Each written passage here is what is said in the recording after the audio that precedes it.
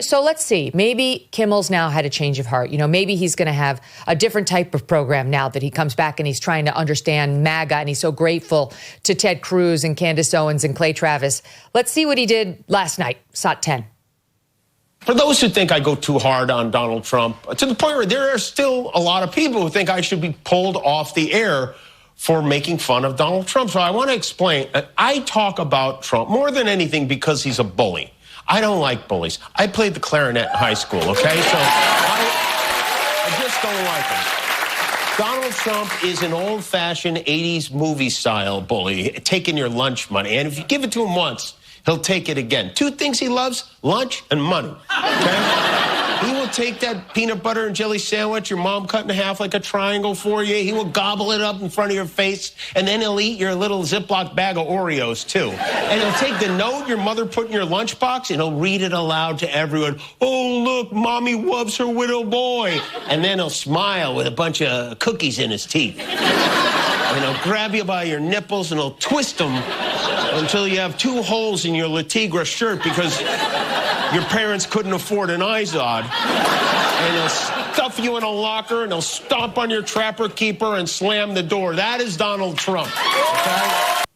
This is so ridiculous. I feel like Emily, you are genuinely funny. You've made me laugh out loud many times on your show, After Party with Emily Jashinsky. I'm mildly amusing. Eliana, I think you're funny too. You're very clever. However, I would never think that because I'm occasionally funny, I could host a late night show. I would never think I could go out there and do Jimmy Kimmel. I just wouldn't. And it has dawned on me in watching all these clips, because I don't watch his show either. He's not funny either. Like, I could totally do this. I've been too hard on myself. All 3 of us could go out there and host a non-funny show where we just say political thoughts. We actually do that for a living already. How is this comedy? How are people giving him the excuse that he's a comedian? He's not even trying to be funny. That's just some weird, long, rambling, Twitter post about the nipples and the trapper keeper. It's not even arguably clever. But the point is, he's back to himself, Emily. He's learned nothing. He's just glad that he dodged a show-killing bullet, unlike our friend Charlie, who didn't dodge a life-killing one, which is really the issue now, isn't it? Well, and the framing in the clip that we just watched is him saying, people want me off of the air because I make jokes about Donald Trump. That is not true. Literally nobody wants him off of the air because he makes jokes about Donald Trump. You know who actually makes a lot of jokes about Donald Trump? Donald Trump. Even people close to Donald Trump make jokes about Donald Trump that he will occasionally clearly be amused by. He was the one who went on Fallon and had his hair ruffled. Nobody is mad about jokes about Donald Trump. People are mad that all Jimmy Kimmel has grown into. Someone who I would say actually used to be funny when he was out there with Carolla doing the Man Show. He grew into this audience-captured Trump obsessive over the last 10 years who only talks about Donald Trump. That's what people are annoyed with. They want to tune into late night shows to see something that's genuinely going to make them laugh. Now, some of that has shifted with the business models in that Colbert and Kimmel have developed these really intensely political audiences because it's just a much smaller piece of the pie than late night was getting even 20 years ago. And so you get the resistance wine moms tuning in for their nightly dose of affirmation from these guys. So part of it is that. But nobody who's protesting ABC or is mad at their local Sinclair station or Nexstar station, for example, if they end up seeing Kimmel back on the air, those audiences in more conservative communities, they aren't mad at Kimmel for making jokes about Trump. They're mad at Kimmel for only making jokes about Donald Trump, for finding much less humor in the very hilarious Democrats, and for there being this wildly disproportional focus on Trump and MAGA, which is exactly brings us back to the line that got him in trouble, pointing the finger at MAGA because he is blinded by his own ideological fixations in a way that makes him unfunny. He can't genuinely see the humor across the board. Not even both sides, all sides, everyone, which is what a comedian is supposed to do.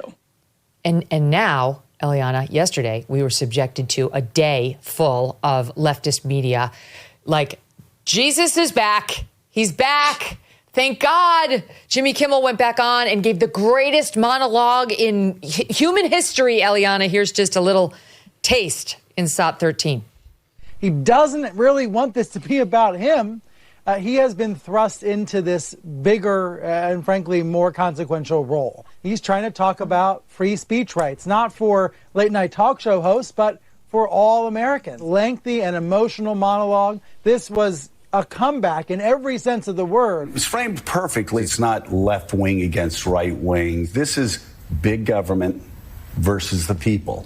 This is a centralized state versus individual rights, especially if it's political speech, which is the most sacred, protected speech in the First Amendment. Jimmy Kimmel broke his silence here last night with a lengthy and a heartfelt monologue. Kimmel also delivering a searing defense of free speech. We're glad to see Jimmy back. I'm glad to see Jimmy back on air. That's where we're going to begin. It was a triumphant return for late night host Jimmy Kimmel. Last night's show was emotional. It was passionate. Ultimately, it was a tribute to free speech. Oh, my Lord. I can't. Thoughts on that one? I mean, precisely, I think, what we would expect. And the truth is, it's not worth the attention that it's getting in the mainstream, but it's also not, I think the framing is off, because the real story now is the standoff, as I mentioned before, between liberal Hollywood, ABC News, and the local stations, which are still not carrying him. And so Nexstar and Sinclair, which is some 22% of his audience. And Sinclair, exactly. And so this story is still going to play out, and it is no longer about free speech. It's about business. To the point you were just making, Emily, about how biased these late night programs are, and how the flyover country that is represented by Sinclair and Nexstar, that they've had it. This was tweeted out by a couple of people yesterday, but it's a tally of the guest list on the late night shows from just January 2023, you saw this, through July of 2025. And here's the sampling. Stephen Colbert has a number of liberals or Democrats, 176. Number of conservatives or Republicans, 1. The Daily Show, 157 Democrats, 9 conservatives. Seth Meyers, 68 Democrats, 0 Republicans or conservatives. Jimmy Kimmel, 58 liberals or Democrats. How many Republicans or conservatives has he had? 2. 2 for Jimmy Kimmel to 58 Dems. Fallon, 41 Dems, 2 Republicans. Trevor Noah, 7 Democrats, 0 Republicans. James Corden, 4 Democrats, 0 Republicans. The ultimate tally is 511 Democrats, 14 Republicans. This is not any attempt to be funny. This is an attempt to drive votes by all of those guys. We've been living it firsthand for years now. Oh, you could go back before 2023 and the numbers would be just as bad, which is why Sinclair and Nexstar are holding the line, because they're not getting tons of phone calls from Jimmy Kimmel fans saying, "Where's my Jimmy Kimmel? I want to watch it tonight." Or they would be changing their decision.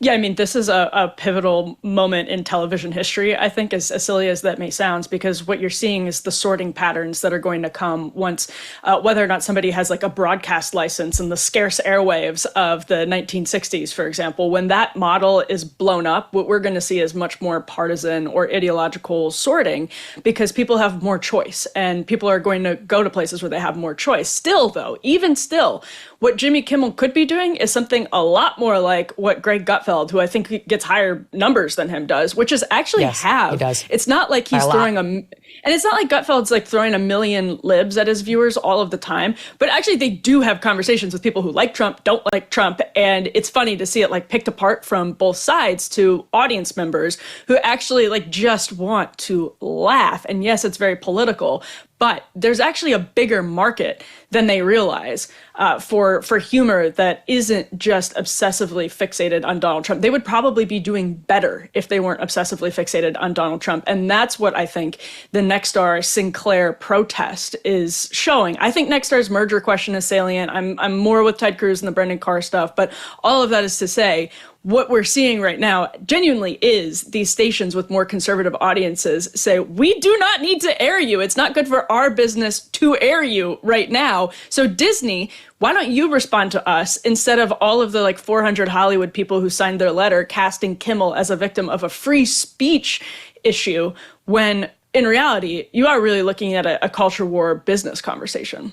Okay, but I disagree with both of you on Brendan Carr. I'm totally in favor of what happened here. If Brendan Carr hadn't done what he did, then it is not at all clear to me that Jimmy Kimmel would have been pulled for those 5 days. I don't know.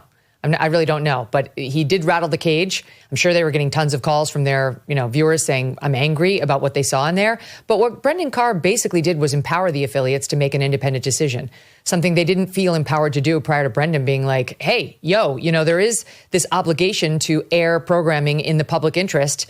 And I'm the person who oversees that. And suddenly you had two affiliates saying, you know what, you're right. We are empowered to say no. Goodbye, Jimmy. And they're holding the line even after they put him back on the air. And Brendan Carr has completely stood down on whatever threat he offered on Benny Johnson. So they did not need to do it to please him, but they're standing by the decision. But I don't know that they would have in the first place. My simple point is we as conservatives are better off, or independent minded, however you describe yourself. We're better off now than we were a week ago. It is a good thing for America that Jimmy Kimmel was off the air for 5 nights and that the leftists felt one tiny dose of what we have been feeling for years on the right. For years. How many of our people have been canceled? And we don't get canceled and put back on the air for 5 days. Trust me, okay? Trust me. Some of us have to work our asses off from ground zero to rebuild our careers from nothing. And people like Jimmy Kimmel have been celebrating when all of us get canceled for nothing, for much less than what he did. And the censorship that went on during the Biden years with the social media companies during COVID, George Floyd-a-palooza, everybody's YouTube being pulled because they said the wrong thing about January 6th. F these people. Just this week, Google reinstated all these YouTube accounts it had pulled for misinformation during those dark years of the Biden administration. Our people have been having this happen to them for years, and not for 5 nights. So for 5 nights, they experienced what it's like to be a conservative. And don't tell me the government hasn't gotten involved when their people get censored, when our people get censored, because that's what was happening during COVID. That's what happened. The social media companies did censor us because they had pressure from the Biden administration, and the Biden White House had a conference about it, a press conference. It's on camera. They admitted it. Not to mention Zuckerberg has been on camera admitting it. Google on paper admitted it yesterday. We know this to be true from the Twitter files, etc. Hunter Biden laptop. The Hunter Biden laptop. That's another one. So how dare they? How dare they look at us and ask us to cry tears and say, live up to your principles, free speech? No, suck it. Have a taste of our medicine. Now you'll feel what we feel, just a tiny little ounce of it. And maybe that will stop you from abusing your powers when you inevitably return to government, to being in charge of government. It's the only way. It's like the lawfare. They won't stop unless Comey gets prosecuted. Letitia James needs to get prosecuted. Adam Schiff needs to get prosecuted, assuming that they have a good faith basis for the charges. There is no other way of restoring things to normal. We all want the same thing. All three of us want the same thing. We want free speech. We don't want people going after hate speech. We don't want lawfare used against political candidates. It's a question of tactics right now. Well, Megyn, I think you are articulating the views and the sentiment and certainly the emotions of most Trump voters who have zero patience for the sort of constitutional regulatory arguments that Ted Cruz was articulating. And for those of us like Emily and I think, who say we wish Brendan Carr hadn't gotten involved, it's not good for the government to do these sorts of things, they would say, just as you have, that this stuff has already happened, and it's happened to folks on the right. And so here's a taste of your own medicine. I, for one, am skeptical that giving them a taste of their own medicine will return things to normal, but I'm certainly sympathetic to your view. Did you know gold is up around 40% this year? 40. That's not speculation. That is reality. And if a portion of your savings is not diversified into gold, you could be missing the boat. Here are the facts. Inflation is still high. The U.S. dollar is still weak, and government debt is still growing. This is why central banks are flocking to gold. They're the ones driving prices up to record record highs, But it's not too late for you to buy gold. You're not too late to get in on this from Birch Gold Group and to get in the door now. Birch Gold will help you convert an existing IRA or 401k into a tax-sheltered IRA in gold. You can do it in whole or in part. You don't pay one dime out of pocket. Just text MK to 989898 and claim your free info kit. There's no obligation, just useful information. The best indicator of the future is the past, and gold has historically been a safe haven for decades.